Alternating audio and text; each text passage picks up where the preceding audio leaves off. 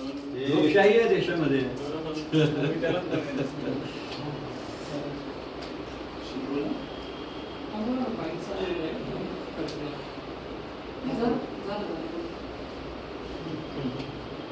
BJP की तरफ से कुछ मांग रखी गई? ऐसा है, पूरे देश के अंदर ऐसा देखा गया है, बकरी ईद के समय पर बहुत बड़ी संख्या में गौ हे जे काही बोलून राहिलो आहे ते कशाकरता बोलून राहिलो? सरकारलाच सांगतोय ना, सरकारलाच प्रश्न आहे ना की त्यांनी बनवलेल्या नियमाचं पालन त्यांनीच करायचं आहे. सरकारने बनवला नियम, सरकारने राजमाता घोषित केली, सरकारने गोहत्येवर प्रतिबंध लावला आहे, सरकारनेच त्याला थांबवावं.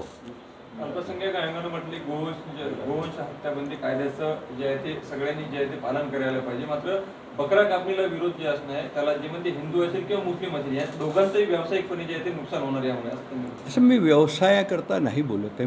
मी माझा प्रश्न पर्यावरण विधानशी आहे. इतक्या वर्षापासून बकरी ईद होऊन राहिली, काही प्रश्न आला का समोर? नाही आला ना. हे जे पर्यावरणविद आम्हाला जे ज्ञान देतात की पर्यावरणाला नुकसान होतो ते यांना का नाही देत, हा माझा प्रश्न आहे. बरं, तुमच्या संकल्पनेतून कशी ती ईद साजरी केली गेली पाहिजे? इको फ्रेंडली करावी त्यांनी पण, जसं आम्हाला इको फ्रेंडली म्हणतात तसं त्यांनी पण इको फ्रेंडली करावी. आपल्याच विचाराचं सरकार असताना हे सगळं अपयश येते असं वाटत आहे का? मग आपण तुम्हाला वारंवार का सांगावं लागतं? तुम्ही म्हणता रोज आम्ही गोरक्षेसाठी उभं राहतो, तशी वेळ काय येते? सरकार असतं, सरकार प्रशासन चालवत असतं, प्रशासनामध्ये काही लोक आहेत भ्रष्ट, त्याच्यामुळे हे सगळं होतं. तर ते त्यांचे कान उघडणी करणं हे आमचं काम आहे.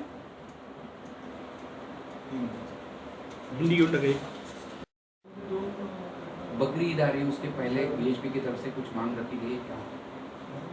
ऐसा है, पूरे देश के अंदर ऐसा देखा गया है, बकरी ईद के समय पर बहुत बड़ी संख्या में गौ तस्करी और गौ हत्या होती है.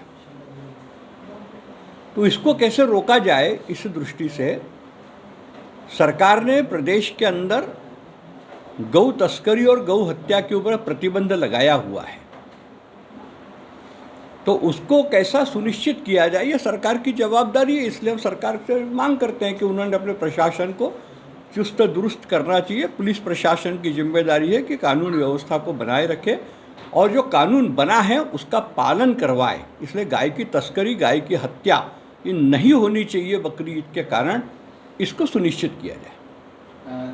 यही सब चीज़ें जब हिंदू त्यौहार रहते हैं, बहुत पर्यावरणवादी जो कहते हैं कुछ अलग डिमांड रखते हैं, और अभी बकरी के पार्श्वभूमि पर आपकी ये डिमांड आ गई? मेरा प्रश्न उन्हीं से है. ये सारी जो प्रक्रिया मैं कर रहा हूँ इसीलिए कर रहा हूँ. हमारे जो पर्यावरणविद हैं वो हमको बड़ा ज्ञान देते हैं कि इको फ्रेंडली होली करो, इको फ्रेंडली गणपति विसर्जन करो, गणपति बिठा लो, दिवाली में फटाके मत फोड़ो. ये सारा ज्ञान हमको देते हो. तो इको फ्रेंडली बकरी ईद करो, ऐसा ज्ञान वो क्यों नहीं देते? उन्होंने देना चाहिए. उस पर्यावरण को उसके कारण भी नुकसान होता है.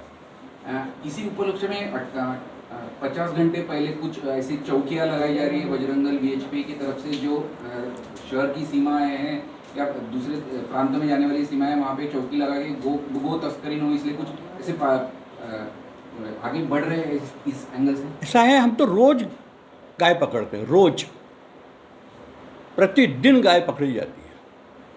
इस पीरियड में थोड़ा सा ज़्यादा सतर्कता बरतेंगे, ऐसे हमारे कार्यकर्ताओं को हमने सूचना की है. तो इस सिलसिले में कुछ चौकियाँ वगैरह? कि चौकी लगाना हमारा काम नहीं है भाई साहब. चौकी लगाना पुलिस का काम है. चौकी हम लगाएंगे, पुलिस डंडा मार के हमको वैसी भगा देगी. हमारा काम थोड़ी चौकी लगाना.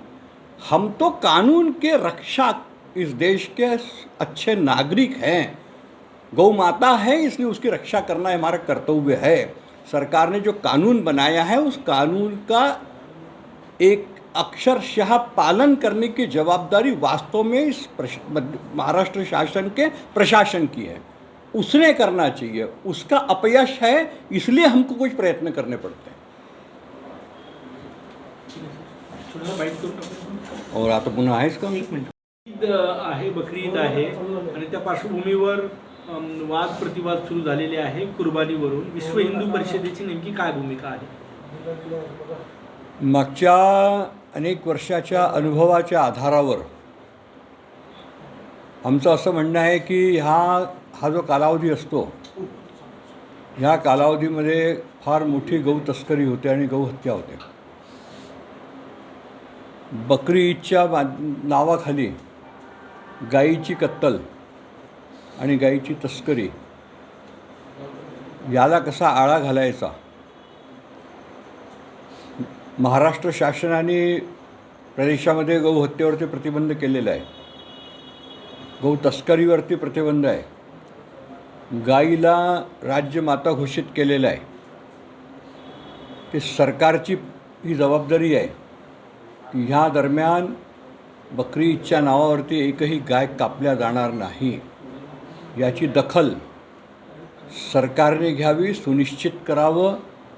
पोलीस प्रशासन आणि बाकीचं प्रशासन यांनी सतर्क राहून आपली यंत्रणा सतर्क करावी. आमचे कार्यकर्ते तर जे काही करायचं आहे, पकडायची धकडायची जे काही कार्यवाही आमचे नेहमी कार्यकर्ता करतातच, ते करतीलच. पण महाराष्ट्र शासनाचा नियम आहे, कायदा आहे, त्या कायद्याची अंमलबजावणी करण्याची जबाबदारी पोलीस प्रशासनाची आहे. त्यांनी ती करावी. सर, कार्यकर्ते काही ठिकाणी गोतस्करी थांबवण्यासाठी प्रयत्न करणार आहे, चेकपोस्ट लावणार आहे, त्याच्याबद्दल काही निर्णय झाला? निर्णय काय, तो आमचं नेहमीचंच काम आहे, रोजचं काम आहे आमचं ते. ईदच्या पार्श्वभूमीवर काय वेगळं आमचं रोजचं काम आहे ते. काय? आम्ही रोजच करतो गौरक्षा. रोज गौरक्षा करतो आम्ही. रोज ट्रक पकडतो, रोज गौशाळेमध्ये गाई पोचवतो. पोलीसमध्ये काही FIR होतात, काही नाही होत. हे रोजचंच काम आहे. काही नवीन म्हणजे फक्त म्हणजे काय आता बकरी ईद आली आहे म्हणून जास्त त्याच्यामध्ये लागायची गरज नाही. रोजचं काम आहे. तुमचा आक्षेप असा पण आहे की हे ज्या बकरी ईदच्या निमित्तानं बकरे कापले जातात त्याचं रक्त हे नदीमध्ये मिसळतं आणि पर्यावरणाची हानी होते. हे काय नेमकं? पर्यावरणाला नुकसान हे होतंच.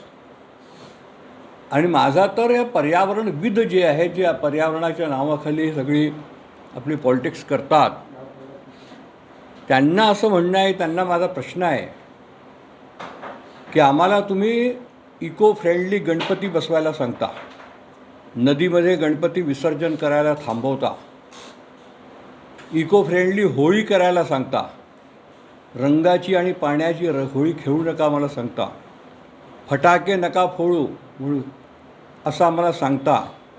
तेव्हा तुम्ही हेही सांगायला पाहिजे की बकरी ईदमध्ये बकरी नका कापू, त्यांनी पर्यावरणाला नुकसान होतं, त्यांनी सांगायला पाहिजे. ते का नाही सांगत? यावेळेला का चूप राहतात? हा प्रश्न आहे त्यांच्याशी. पण मुस्लिम धर्मियांसाठी बकरा ईदला बकरा कापणे हे पवित्र आहे. त्यांच्या धर्मात जर ते पवित्र असेल तर मग आपल्याला हरकत नाही. माझी जे माहिती आहे आणि मी काही लोकांशी जी बोलणी केलेली आहे त्याप्रमाणे कुराणमध्ये बकरा कापून बकरी ईद करणे असा काही उल्लेख नाही आहे असं अनेक लोकांचं म्हणणं आहे. तर मग त्यांनी विचार करावा त्याचा. आणि बकरी ईद करायची आहे तर बकरी, मग गाय कशाला? गाय कसे कापले जाते? मग मी इकडे मध्य प्रदेशामध्ये जेव्हा होतो तेव्हा तो उंट कापून टाकला. तर बकरा ईद करता की उंट ईद करता, हाही एक प्रश्न आहे. राज्यात जी काही सरकार आहे ती तुमच्या विचाराची आहे. बकरी ईदला गोवंश कापू नये यासाठी तुम्ही काही सरकारला निवेदन करणार